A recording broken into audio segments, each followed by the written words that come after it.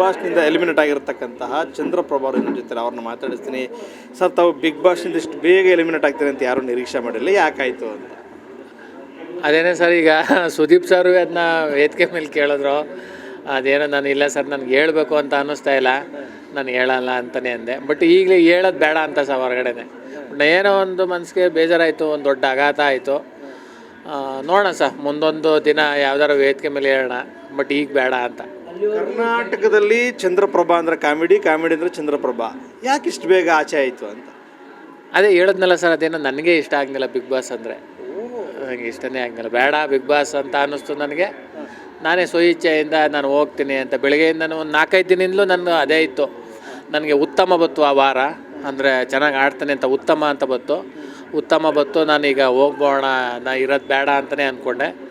ಒಂದು 4-5 ದಿನದಿಂದಲೂ ಹಾಗೆ ಅಂದ್ಕೊಂಡಿದ್ದೆ, ಹೋಗ್ಬೋಣ ಅಂತ. ಅವತ್ತು ಹೆಂಗರು ಸುದೀಪ್ ಸರ್ ಬಂದ್ರಲ್ಲ, ನಾನು ಬೆಳಗ್ಗೆನೇ ಇಲ್ಲ ನಾನು ಹೋಗ್ತೀನಿ, ಅವ್ರಿಗೂ ಹೇಳಿರ್ನಿಲ್ಲ, ನಾನು ಆಚೆಗೆ ಹಾಗೆ ಓಡಿ ಬಂದುಬಿಟ್ಟಿದ್ದೆ ಗೇಟ್ ತಗೊಂಡು. ಬಟ್ ಆಚೆದೆ ಏನಾರು ಓಪನ್ ಮಾಡಿದರೆ ನಾನು ಸ್ಟೇಜ್ ಮೇಗೂ ಹೋಗ್ದಂಗೆ ಹಾಗೆ ಬಂದ್ಬಿಡುವೆ. ಬಟ್ ಅದೇನೋ ಬೇಡ ಅಂತ ಅನ್ನಿಸ್ತು ನನಗೆ, ನನ್ನಂತನಿಗೆ. ಒಟ್ಟಿನ ಬಿಗ್ ಬಾಸ್ ಬೇಡ ಅಷ್ಟೇ ಸರ್. ಬಿಗ್ ಬಾಸ್ ಹೋಗ್ಬೇಕು ಅಂತೇಳಿ ಲಕ್ಷಾಂತರ ಜನ ಕನಸು ಕಾಣ್ತಾರೆ, ಅದಕ್ಕೊಂದಿಷ್ಟು ಎಫರ್ಟ್ನೆಸ್ ಆಗ್ತಾ ಇದ್ದಾರೆ, ಸೋಷಿಯಲ್ ಮೀಡಿಯಾಗಳನ್ನ ಬಳಸ್ಕೊತಾ ಇದ್ದಾರೆ. ಸಿಕ್ಕಿರೋ ಅವಕಾಶನ ಯಾಕೆ ಅಂತ ದುರಂತ ಏನು ನಡೀತು ಆಚೆ ಬರಲಿಕ್ಕೆ ಅಂತ? ಇಲ್ಲ ಸರ್, ಅದು ಹೇಳೋದು ಬೇಡ ಅಂತ ಅಷ್ಟೇ. ಹೇಳೋದು ಬೇಡ ಅಂತ ಸರ್.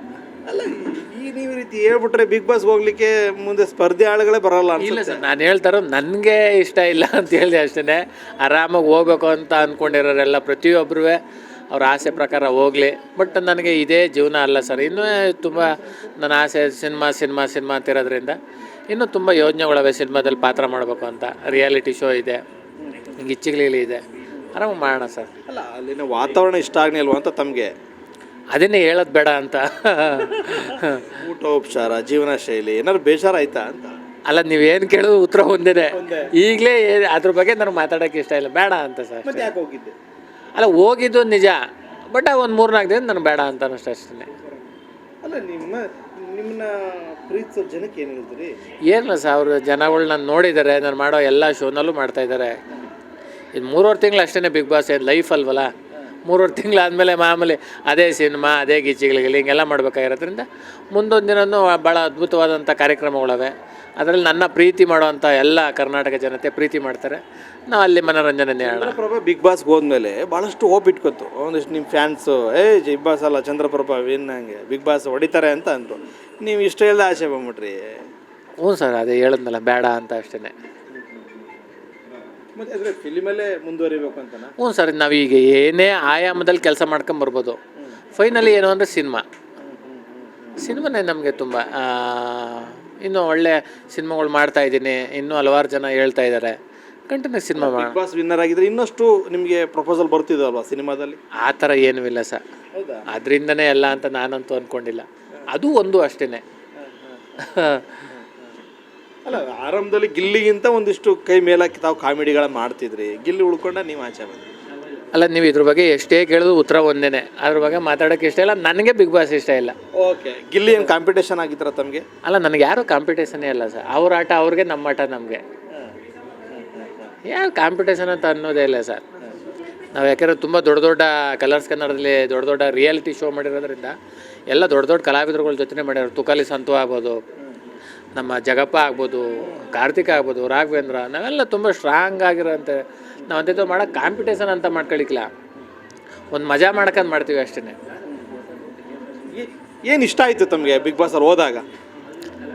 ಬಿಗ್ ಬಾಸ್ ಅನ್ನೋದು ಒಂದು ದೊಡ್ಡ ಶೋ ಆಗಿರೋದ್ರಿಂದ ಬಿಗ್ ಬಾಸ್ ಅಂದ್ರೆ ತುಂಬ ಇಷ್ಟ. ಯಾಕೆಂದರೆ ಎಷ್ಟೋ ಜನ ಕಾತುರದಿಂದ ಕಾಯ್ತಾ ಇರ್ತಾರೆ. ಆ ಥರದ್ದು ಒಂದು ದೊಡ್ಡ ಶೋ ಹೋಗ್ಬೇಕು ಅಂತ. ನನಗೂ ಅಷ್ಟೇ ಎಷ್ಟೋ ವರ್ಷದ ಕನಸಾಗಿತ್ತು ಅದು, ಒಳಗಡೆ ಹೋಗ್ಬೇಕು ಅಂತ. ಹೋದೆ, ಒಂದು ಒಳ್ಳೆ ಖುಷಿ ಮೆಮೊರಿ ಆಯಿತು ಸರ್. ಏನು ಯಾವ ಥರ ಮೆಮೊರಿಯನ್ನು ಆಟ ಆಡೋರು? ಅಲ್ಲ, ಆಟ ಅನ್ನೋದು ಮೆಮೊರಿ ಅಲ್ಲ, ಟೋಟಲಿ ಬಿಗ್ ಬಾಸ್ ಅಂದ್ರೆ ಇರುವಷ್ಟು ಒಂದು 45 ದಿನ ನನ್ನ ಒಂದು ಜರ್ನಿ ಇತ್ತು. ಅಲ್ಲಿ ಇದ್ದಂಥ ಪ್ರತಿ ಕ್ಷಣ ಪ್ರತಿ ನಿಮಿಷನೂ ನಾನು ತುಂಬ ಮೆಮೊರಿಯಾಗಿ ಕಾಡುತ್ತೆ ನನಗೆ. ಈಗ ಸುದೀಪ್ ಸರ್ ಆಗ್ಬೋದು, ಅವ್ರು ಮಾತಾಡೋವಂಥ ಒಂದು ಮಾತಾಗ್ಬೋದು, ಅವ್ರು ಹೇಳುವಂಥ ತಿಳುವಳಿಕೆ ಆಗ್ಬೋದು, ಅವರ ಬಾಯಿನಲ್ಲಿ ಬರುವಂಥ ಚಂದ್ರಪ್ರಭಾ ಅನ್ನೋದಾಗ್ಬೋದು, ಟೋಟಲಿ ಆ 45 ದಿನ ಮತ್ತು ಬಿಗ್ ಬಾಸ್ ಧ್ವನಿ ಆಗ್ಬೋದು, ಸುದೀಪ್ ಸರ್ ಆಗ್ಬೋದು, ಎಲ್ಲ ಜೀವನದಲ್ಲಿ ಮರೆಯೋಕ್ಕಾಗದಂಥ ಒಂದು ಮೆಮೊರಿ. ಈ ಗಿಲ್ಲಿ ಆ್ಯಕ್ಟಿಂಗ್ ಯಾವ ಥರ ನಮಗೆ ಇಷ್ಟ ಆಗುತ್ತೆ ಅಂತ, ಕಾಮಿಡಿ ಮಾಡ್ತಿರ್ಬೋದು, ಅವ್ನ ಆಟಗಳು ಯಾವ ಥರ ಇಷ್ಟ ಆಗುತ್ತೆ? ನನಗೆಲ್ಲ ಇಷ್ಟ, ಯಾಕೆಂದರೆ ಗಿಲ್ಲಿ ನಟ, ಯಾಕೆಂದರೆ ಬಿಗ್ ಬಾಸಲ್ಲೆಲ್ಲ ನಾನು ಆಚೆ ಇದ್ದಾಗಲೂ ಭಾಳ ಆತ್ಮೀಯ ಸ್ನೇಹಿತರು. ಅದರಿಂದ ನಾವು ಒಳಗಡೆ ಹೋದಾಗ್ಲೂ ಅಷ್ಟೇ ಆತ್ಮೀಯತೆಯಿಂದ ಪ್ರೀತಿಯಿಂದ ಇದ್ದಂಥ ಸ್ನೇಹಿತರು. ಚೆನ್ನಾಗಿ ಆಡ್ತವನೆ ಅಂತ ಅನ್ನಿಸ್ತದೆ. ಇವತ್ತಿನ ಜನ್ರೇಷನ್ಗೆ ಈ ಬಿಗ್ ಬಾಸ್ ಅಗತ್ಯ ಇದೆಯಾ ಸರ್? ಅದು ನನಗೆ ಗೊತ್ತಿಲ್ಲ ಸರ್, ಅವರವರ ಒಂದು ವಿವೇಚನೆಗೆ ಬಿಟ್ಟಿದ್ದು ಅಷ್ಟೇ.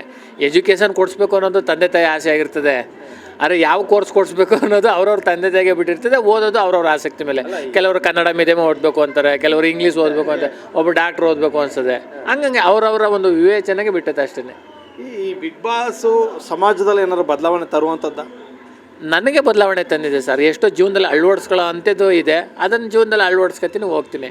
ಬೇರೆಯವ್ರಿಗೆ ನನಗೆ ಗೊತ್ತಿಲ್ಲ ಸರ್. ನಾನು ಅಲ್ಲಿಗೆ ಹೋದಾದಮೇಲೆ ಖಂಡಿತ ಜೀವನಕ್ಕೆ ಅಳವಡಿಸ್ಕೊಳ್ಳೋ ಅಂಥದ್ದು ಎಷ್ಟೋ ಅಂಶಗಳಿದೆ, ಅದು ನನ್ನ ಜೀವನ ಪರ್ಯಂತ ಅಳವಡಿಸ್ಕೊತೀನಿ, ಆ ದಾರಿನಲ್ಲಿ ಹೋಗ್ತೀನಿ. ಬಿಗ್ ಬಾಸ್ನಲ್ಲಿ ಕೆಲವು ಮಾನವೀಯ ಸಂದೇಶಗಳನ್ನ ನಾವು ನೋಡ್ತೀವಿ, ಅದಕ್ಕೆ ಕೆಲವು ಲವ್ ಸ್ಟೋರ್ಸ್ಗಳು, ಒಂದಿಷ್ಟು ಇರಿಟೇಷನ್ ಆಗೋಂಥ ಸೀನ್ಸ್ಗಳು ಬರುತ್ತಲ್ಲ, ಅದು ಯಾವ ಥರ ಸರ್? ಯಾವುದು ಸರ್ ಲವ್ ಸ್ಟೋರಿ? ಈಗ ಅದೇನೋ ಗಿಲ್ಲಿ ಕಾವ್ಯನ ಲವ್ ಇಲ್ಲ, ಯಾಕೆಂದರೆ ಒಂದು ಹುಡುಗಿ ಅಂದ ತಕ್ಷಣವೇ ಅದು ಲವ್ ಅಂದ್ಕೊಂಡು ನಾವು ಹೇಳ್ಬಿಟ್ರೆ ಸಮಾಜಕ್ಕೆ ನಾವೇ ತಪ್ಪು ಸಂದೇಶ ಹೇಳ್ದಂಗೆ ಆಗ್ಬಿಡ್ತದೆ. ಯಾಕೆಂದರೆ ಒಂದು ಹುಡುಗಿ ಮಾತಾಡ್ತವ್ರೆ ಅಂದ ತಕ್ಷಣವೇ ಅದೊಂದು ಒಳ್ಳೆ ಗೆಳೆತನ ಅಷ್ಟೇ.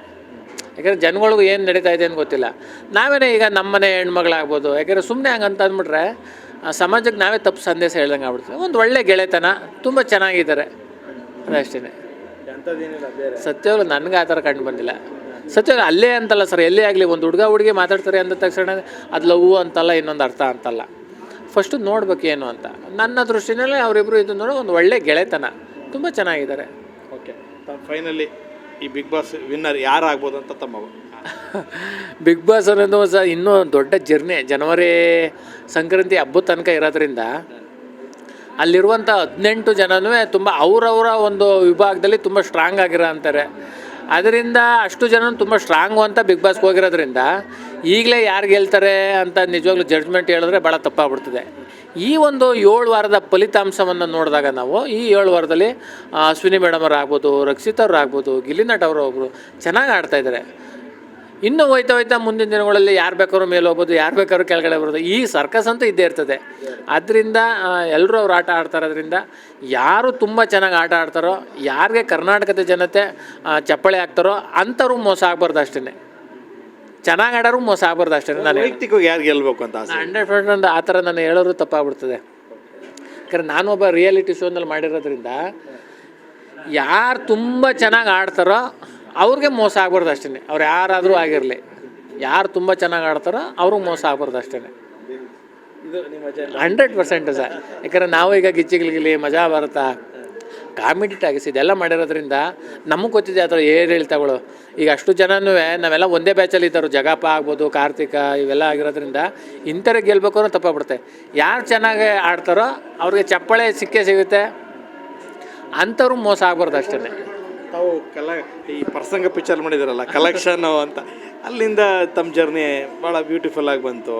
ಮುಂದೆ ಈಗ ಕಾಮಿಡಿ ಆ್ಯಕ್ಟಿಂಗ್ ಮಾಡ್ತಾ ಇದ್ದೀರಿ, ನಾಯಕ ನಟ ಆಗಬೇಕು ಅಂತ ಏನಾದ್ರು ಆಸೆ ಇದೆ? ಇಲ್ಲ ಸರ್, ನಾಯಕ ನಟ ಆಗಬೇಕು ಅಂತಿಲ್ಲ ಸರ್. ಒಂದು ಸಿನಿಮಾದಲ್ಲಿ ಒಂದು ಒಳ್ಳೆ ಪಾತ್ರ ಮಾಡಬೇಕು ಅಂತ ಅಷ್ಟೇ ಸರ್. ಈಗ ನಾಯಕ ಆಗ್ಬಿಟ್ರೆ ಯಾವುದೋ ಒಂದು ನಾಯಕ ಪಾತ್ರ ಅಷ್ಟೇ ಮಾಡಬೇಕಾಗ್ತದೆ. ಅದನ್ನು ಹೊರತುಪಡಿಸಿ ಮಾಡೋದಾದರೆ ನಾವು ಎಲ್ಲ ಥರದೂ ಕ್ಯಾರೆಕ್ಟ್ರ್ ಮಾಡ್ಬೋದು. ನನಗೆ ಅದರಿಂದ ನಾಯಕ ಆಗಬೇಕು ಅಂತ ಆಸೆ ಇಲ್ಲ ಸರ್. ಪ್ರತಿಯೊಬ್ಬರ ಜೊತೆನೂ ಹಿರಿಯ ಕಲಾವಿದರಾಗ್ಬೋದು, ಯಾರು ಸುದೀಪ್ ಸರ್ ಆಗ್ಬೋದು, ದರ್ಶನ್ ಸರ್ ಆಗ್ಬೋದು, ಶಿವಣ್ಣ ಸರ್ ಆಗ್ಬೋದು, ದುನಿಯಾ ವಿಜಯ್ ಸರ್ ಆಗ್ಬೋದು, ಎಷ್ಟು ಜನ ಹಿರಿಯ ಕಲಾವಿದ್ರ ಜೊತೆ ಒಂದು ಯಾವ್ದಾರು ಆಗಲಿ ಒಂದು ಪಾತ್ರ ಮಾಡಿದ್ರೆ ಜೀವನ ಎಲ್ಲೋ ಸಾರ್ಥಕ ಅಂತ ಅನ್ಕೊತಿದ್ದೀನಿ. ನೋಡಿ ನಾವು ಮಾಡೋಕ್ಕೆ ಒಂದು ಕಾತುರದಿಂದ ಕಾಯ್ತಾ ಇದ್ದೀನಿ ಅಷ್ಟೇ. ಎಲ್ಲ ಮನೆಯಲ್ಲೂ ಒಂದು ರೀತಿ ಕಾಮಿಡಿ ಮಗನಾಗಿ ಕಾಣ್ತೀರಿ ತಾವು. ಇಷ್ಟೊಂದು ಸರಳತೆ ಹೆಂಗೆ ಸರ್? ಭಾಳ ಇಲ್ಲ ಸರ್, ಬೆಳೆದು ಬಂದ ರೀತಿ ಅಂತ ಹೇಳ್ಕೊಬೋದು ಅಷ್ಟೇ. ಯಾಕೆಂದರೆ ನಾವು ಇಲ್ಲಿ ಬರಬೇಕು ಅಂದರೆ ತುಂಬ ಸರ್ಕಸ್ ಅಂತೂ ಮಾಡಿದ್ವಿ. ಯಾಕಂದರೆ ಪ್ರತಿಯೊಬ್ಬರ ಜೀವನದಲ್ಲಿ ಕಷ್ಟ ಅನ್ನೋದು ಇದ್ದೇ ಇರ್ತದೆ. ನಾನು ಮೈಸೂರಿನಲ್ಲೇ ತುಂಬ ಜರ್ನಿ ಆ್ಯಕ್ಟಿಂಗ್ ಅಂತ ಶುರು ಮಾಡುತ್ತೆ ಮೈಸೂರು ರಂಗಾಯಣದಿಂದ. ಅಲ್ಲಿಂದನೂ ತುಂಬ ಕಷ್ಟ ಜಾಸ್ತಿ ಹತ್ತಿರೋದ್ರಿಂದನೂ ಒಂದು ಕೋಪ, ತಾಪ, ಸಿಟ್ಟು, ಇನ್ನೊಬ್ರು ಮೋಸ, ಇದು ಒಳ್ಳೆಯದಲ್ಲ. ಯಾಕಂದ್ರೆ ನಾವು ಆ್ಯಕ್ಟಿಂಗಲ್ಲೇ ಮುಂದುವರೆಯೋದ್ರಿಂದ ಒಂದು ಒಳ್ಳೆ ಸ್ನೇಹ, ಒಂದು ಒಳ್ಳೆತನ ಇಟ್ಕೊಂಡ್ರು ಇನ್ನೊಂದು ಕಡೆ ಅವಕಾಶಗಳನ್ನ ಗೀಟಿಸ್ಕೊತೀವಿ ಅಂತ ಅಷ್ಟೇ ಹೇಳ್ಬೋದು. ಬೇಸಿಕಲಿ ತಾವು ಕಾಮಿಡಿ ಮೇನು, ಏನು ಜೋಗಿ ಹೇರ್ ಸ್ಟೈಲ್ ಇದು? ಆ ಥರ ಏನಿಲ್ಲ ಸರ್, ಅದೇನು ಇಷ್ಟ ಅಷ್ಟೇ. ಪಾತ್ರಕ್ಕೋಸ್ಕರ ಏನು ಬೇಕಾದ್ರೂ ಮಾಡೋಕ್ಕೆ ಸಾಧ್ಯ. ಕ್ರಾಫ್ಟ್ ಆಗಿರೋ ಹುಟ್ಟು ಬಂದಿರೋದು ಹೆಂಗೆ ಆಯ್ತು? ಇಲ್ಲ, ಮಧ್ಯಂತರದಲ್ಲೇ ಬಂತು ಅಷ್ಟೇ. ಬಟ್ ಎಲ್ಲ ಸಿನಿಮಾದಲ್ಲೂ ಹಿಂಗೆ ಇರಲ್ಲ. ಕೆಲವೊಂದು ಸಿನಿಮಾದಲ್ಲಿ ಹೀಗಿರುತ್ತೆ, ಕೆಲವೊಂದು ಸಿನಿಮಾದಲ್ಲಿ ಕ್ರಾಪ್ ಮಾಡಿ ಅಂತಾರೆ, ಕೆಲವೊಂದು ಸಿನಿಮಾ ಬೇರೆ ಬೇರೆ ಕಟ್ಟು ಅಂತಾರೆ. ಹಂಗೆ ಪಾತ್ರಕ್ಕೆ ತಕ್ಕನಾಗಿ ಏನೇ ಮಾಡಿದ್ರು, ಕೆಲವೊಂದು ಸಲ ಬುಂಡೆ ಮಾಡಿಸ್ಬೇಕು ಅಂದರೂ ಆರಾಮಾಗಿ ಮಾಡ್ತೀವಿ. ಯಾಕಂದರೆ ನಾವು ಕಲಾವಿದರು.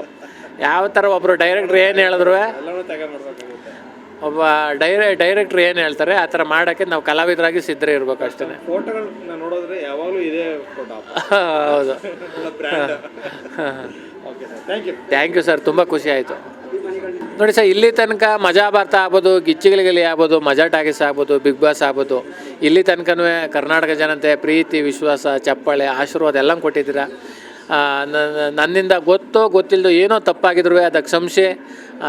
ಮುಂದೊಂದು ದಿನವೂ ನಿಮ್ಮ ಆಶೀರ್ವಾದ, ಪ್ರೀತಿ, ಚಪ್ಪಾಳೆ ಇರಲಿ ಅಂತ ನಾನು ಕರ್ನಾಟಕ ಜನತೆಗೆ ತುಂಬ ಹೃದಯದಿಂದ ಕೇಳ್ಕೊತೀನಿ. ಸರ್, ನಾನು ಇವತ್ತೇ ಆಚೆ ಬಂದಿರೋದು, ಇದೇ ಫಸ್ಟ್ನೇ ಶೋ. ಬಿಗ್ ಬಾಸಿಂದ ಬಂದ ತಕ್ಷಣ ಮೈಸೂರಿನಲ್ಲೇ ಮೊದಲನೇ ಕಾರ್ಯಕ್ರಮ ಆಗಿರೋದ್ರಿಂದ ಎಲ್ಲರೂ ಪ್ರೀತಿ ಮಾಡ್ತಾರೆ. ಯಾಕೆ ಬಂದ್ರಿ ಅಂತ ಎಷ್ಟೋ ಜನ ಹೇಳ್ತಾ ಇದ್ದಾರೆ. ಯಾಕೆ ಬಂದ್ರಿ, ನೀವು ಇರ್ಬೋದಾಗಿತ್ತು ಅಂತ. ನೋಡಿ, ಈಗ ಉತ್ತಮ ಸಿಕ್ಕಾದ್ಮೇಲೆ ನಂದು ಇನ್ನೂ ಜರ್ನಿ ಆಗೋದು. ಬಟ್ ನಾನೇ ಆಚೆ ಬಂದೆ, ಗೊತ್ತಿಲ್ಲ ಸರ್, ನೋಡೋಣ.